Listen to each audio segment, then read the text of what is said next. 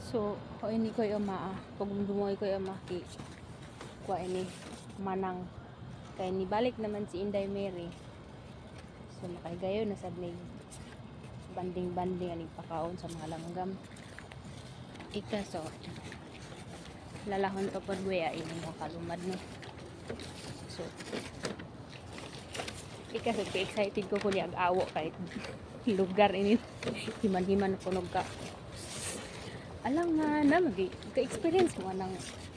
wa man gid dili man gid kita ang kanang mugunit og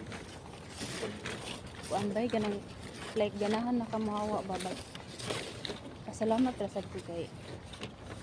le tahon topad kay so, pasalamat oro makakalumad nga kung nagpaka bulos og awa kay so doon may rason and i-share na ko ni kay simply deserve na ko sa inyo nga og awa aya kay but thankfully nga one good murag rason gyud sa Ginoo ako nagpaawon kay so dongan ten in amuan ko diba in return ang mata agency so in so iya to diop ana ba gusto ko mamayog diop so karon kaluyan sa Ginoo ni Dil man ang anak ni mama nga makadiop ko so ang diop gamiton ako into secret malalaman niyo yan so pasalamat ko nga di ko madayon og hawa dali and nalinaw na akong hunahuna nahimutang na akong hunahuna ano ba tungod kay ang tanan na plastar pinaagi sa pagampo nako sa Ginoo pinaagi sa pagpangamuyo pinaagi pud sa akong paglihok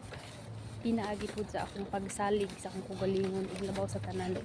pinaagi sa pagsalig sa Ginoo sa manaman ng babayo so kita naman gid tay mga doubt sa atong kugalingon but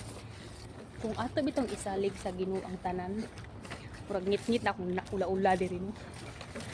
so yeah let the God process everything your dream kay siya ra maginakabalo kita igo ram ta mo take action ano ba ngayo pangamuyo ano ba so yes I'm so thankful and happy as well nagitagaan tag another chance sa Ginoo to be continue to create na sad kana pud ma-create na to diri and thank you alhamdulillah so kana lang ayad-ayad ta mga kalumad kay daghan patag di pang buhat sa kinabuhi bye.